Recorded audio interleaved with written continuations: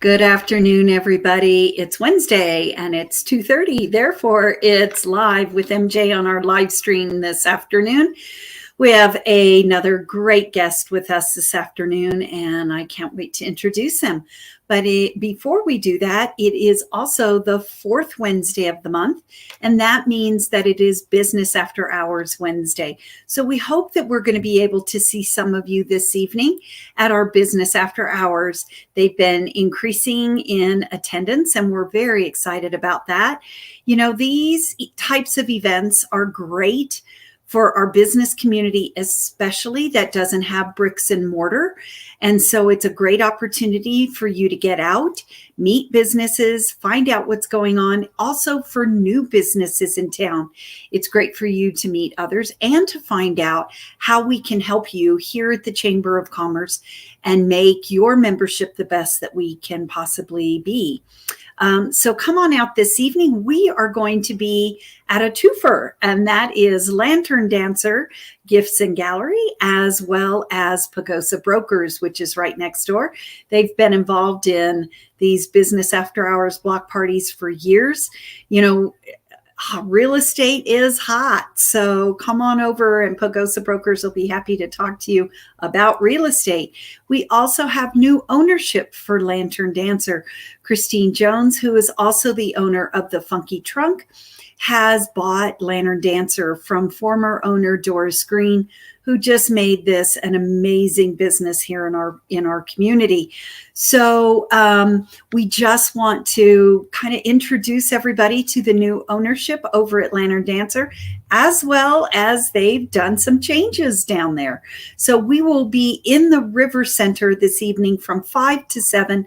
We invite all our chamber members and guests. Some new businesses we'd like to talk to you. Please know you are invited, as well as Pagosa Brokers and Lantern Dancers guests and their VIPs are all invited as well. Admission is $8, and we're going to have some fabulous music and beverages and food, and Lantern Dancer has some giveaways. So join us this evening, 5 to 7 at our August Business After Hours. The other thing that I want to mention is, speaking of events, Colorfest is breathing down our neck. So we're happy about that. We are up to 35 hot air balloon pilots so far. They are excited. We are excited. We've got pilots up for the Balloon Glow, which will happen on Saturday night. I would like to mention that we are currently sold out of reserved seating for the wine festival on Friday night. You still can have general admission, and there's pretty much there's lots of seating that is available that night, but it's just, you may be at a cocktail table or you may be at a picnic table, you may not be, exactly where you are, but, at a reserved table but there's plenty of seating. So join us that evening. We have more and more restaurants joining every day. And so, it's a big, ask right now for our restaurants to join us in this event. And we really appreciate all those that have. And so we're looking to make this a great Friday night event. And then Saturday, we have the Bands and Brews event.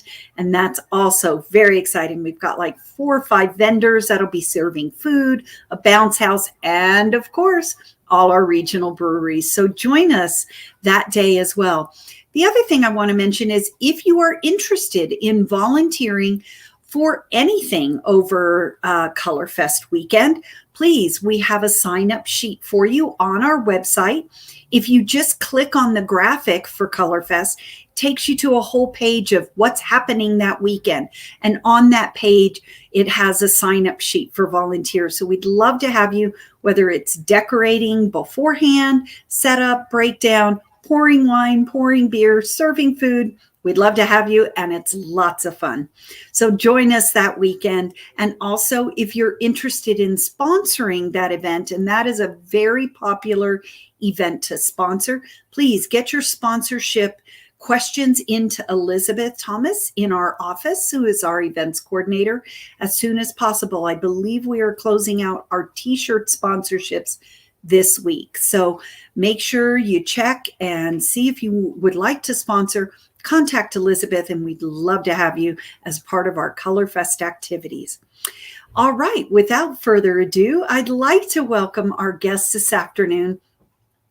Didn't really know this gentleman even just a couple months ago, but boy, I sure am glad I've met him because he is a fountain of information and just a real great community engagement person, and has a passion, I think, for water, and is on the board of the San Juan Water Conservancy District, as well as the growing Watersmart group that he and I are a part of. And, you know, we get a little bit of rain and we think, oh, we're okay. You know, that took care of us. It wet the ground and it filled up our reservoirs and everything's okay now. But it's not really so. And so, Joe Tedder, welcome this afternoon to our live stream show.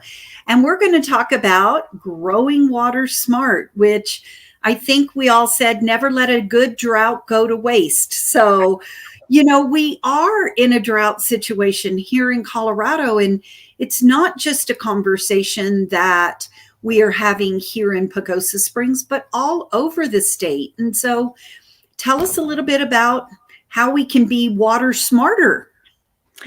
Yeah, well, thank you for inviting me to participate this afternoon. And I'm not sure who you described on your introduction, but that didn't sound a lot like me. But not true. I'm still learning a lot about water.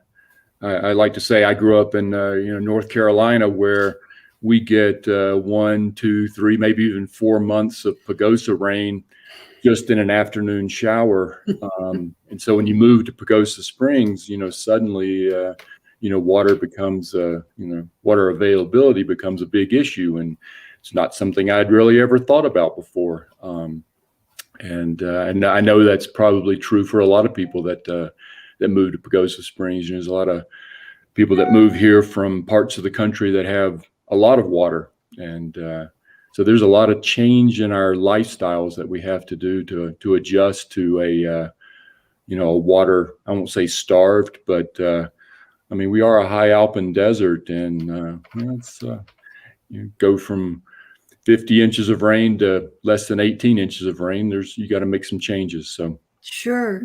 Well, Joe, we have a good winter, and so people say, oh, well, that replenishes our water storage. But, Pagosa, the rain that we get is such a limited contributor to our reservoirs. We are really dependent on our snowfall. And can you talk a little bit about that? And, what are some of the things that we can do to become water smarter? Yeah, so we're really fortunate in the Pagosa Springs area to have 5 lakes that are reservoirs that that provide water for our municipal uses, for use in our homes. But as you said, our best storage mechanism is the snowpack, and the facts are that with our changing climate, we're seeing the snowpack, even if it is a good winter, we're seeing the snowpack melt earlier, and sometimes, as last several years, much faster, a much more rapid melt off. And so, we get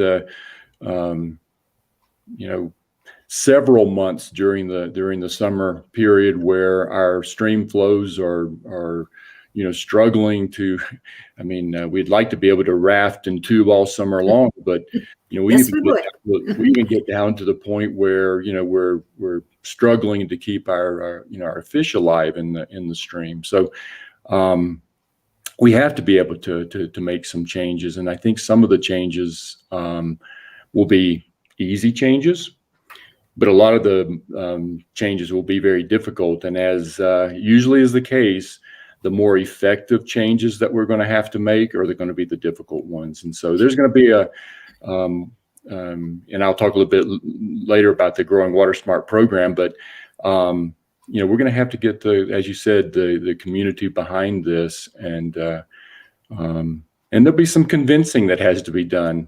As you said, you look at the lakes are full. We report in the Sun each week that the lakes are, close to full.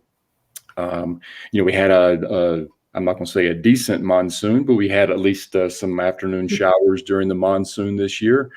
And people say, well, I guess the drought is over.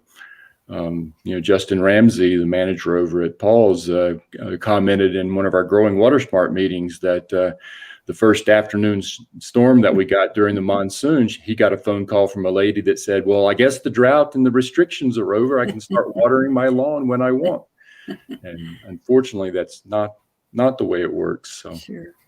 So tell us a little bit about Growing Watersmart. What does that mean for Pagosa Springs? Yeah, so Growing Watersmart is it's a workshop program that's offered and facilitated by a group called the Sonoran Institute, and they're headquartered out of Phoenix, Arizona. And if you look on their website, their mission is to connect people in their communities with natural resources that nourish and sustain them. Sounds really, really good, but it's really directed at communities that are growing and that want to grow, keeping their natural resources, and in this case, water, right at the forefront. And so Pagosa Springs actually participated with a team back in 2017 in a Growing Watersmart workshop. And the primary goal that came out of that 2017 effort was to study the growth rates that we were looking at in Pagosa Springs, with the idea that would we have enough water for the foreseeable future. And wow. So that team got some grant money from the Sonoran Institute. And we studied, just how fast is this area going to grow? Because the numbers ranged from, 2.5%, and there was probably people out there thinking we were going to continue growing at 10% or greater. And if that were the case, we probably would run out of water. But we settled on a number that I believe was somewhere between, 1.9 and 2.9%. With COVID, that may have to be looked at again, but I think that's probably a short term. 2020, 2021 is probably an anomaly in our growth pattern, but we'll see. But that was the 2017 effort, and then folks that had participated in that 2017 effort, wanted to go, a couple of steps, further down the road toward, being water smart. And so we put together a team and received some grant money to participate in the workshop this past May. And the team this time was not just Pagosa Springs, but it was Pagosa Springs and some representatives from Archuleta County. So in May of this year, this team participated in a 3-day, full-day workshop via Zoom. So it was a virtual workshop, which was a challenge, to say the least. But it was a really good team, and made up of some people that can really make some headway in making some of these changes in water happen. So I'll just recount the members. So Warren Brown, one of our county commissioners, participated. Pamela Flowers, who is actually a relative newcomer to the Pagosa area. She's the Director of Development Services for the Archuleta County. And then her counterpart for Pagosa Springs, who is the Director of Planning for the town of Pagosa, is James Dickoff, and he was on the team. Matt DeGraff, who sits on the town of Pagosa County Town Council, was on the team. Mary Jo, you were on the team, representing the Chamber of Commerce. Justin Ramsey, who I mentioned a little bit earlier, is Director / District Engineer for Paul's. He was on there. Robin Young, who is the Director of the CSU Extension Office. And then from the San Juan Water Conservancy District, Al Pfister, who is the president of our board. And then as just a board member, I participated. So we had nine people participating, and really I think an effective, very um, I won't say cooperative because that makes it sound like we were at each other's throats, but I was really surprised at how well the team came together and zeroed in on what we thought the biggest issues facing the Pagosa Springs and Archuleta County areas are. And I guess I'd like to share a little statement that we came up with. I was going to ask you, and you're ready. Yeah, I'm actually, really pleased with that, because what you shoot for kind of in a vision statement is something that communicates to the community or to a group exactly what you're trying to accomplish. And I thought this one was really good. And by the way, all the other teams that participated with us, like Lakeland and Greeley and other places around Colorado, I think they were really jealous about the quality of our statement. So I'm going to read that to you, if you don't mind, so I don't forget any of the words. But the statement reads: "Our livelihoods and recreation have always been linked to our healthy forests and flowing waters, and our natural beauty attracts us all. But our watershed faces a crisis due to lower snowfalls and quicker seasonal melting that impacts our water supply and risks our future growth and sustainability. Therefore, our individual actions to protect our precious water resources are critical for community success." So in a lot of ways, I think that says it all. It talks to the importance of water for us. It talks to the changes that we're facing and the need for some action. And it also talks to the fact that each one of us is going to be involved in the solution. And there's not going to be a, snap your fingers and suddenly we have more water or more water storage or whatever our solutions happen to be. So. Well, we wanted to get this out there to the community to let people know that we are looking at this and we are working on it, and we won't be able to do it by just the involvement of those 9 team members. It is going to take the whole community to work on this and be aware of it, and in your own little way, perhaps make a change that could how many drops of water does it take to fill up a glass or a pool or an ocean? So everybody needs to contribute to this very, very important crisis and situation in our community. As we mentioned, it's not just here, it is all over the state. Pagosa Springs is one of the headwaters of the state of Colorado. And so that puts a little additional pressure on us. So we wanted to take this time to get this information out to the community and to let everybody know that you're going to be hearing a lot more from the Growing Water Smart team and a lot more about Growing Water Smart. Joe, anything else that you'd like to mention before we sign off for this afternoon? Well, I don't know if you wanted to hear the objectives that team came with, just so Sure. that the people listening might Sure. say, okay, so what are we trying to accomplish? You bet. So we came up with 4 objectives that we thought were the most important things to look at. First and foremost was to get a full understanding of our water availability situation. Do we have a problem? So looking at our supply and demand over as averages. And then second, we want to make sure that everyone, and this is to the point you've been trying to make, it's kind of we'll call it a community outreach, but it's some education, trying to just, make sure we know about water, where does our water come from? What's the water cycle? So there'll be some education and outreach type of discussions. And then the hard part starts, and that is, all right, so now we know, what the issues are, and we know what our limitations are. What do we need to do? And again, there's not going to be a group of people telling us what we need to do, because there's just lots and lots of solutions out there. We're going to try to bring the community together to try to develop our action plan all together. I'm sure we'll have some experts come in and talk to us, but this has got to be a community-led program. It's not going to be led by a few people. Sure. And then the last thing is, and this is one that's going to be, very, very long term for us, is the health of the watershed that we have all the way up to Wolf Creek. We have to focus on the health of that watershed.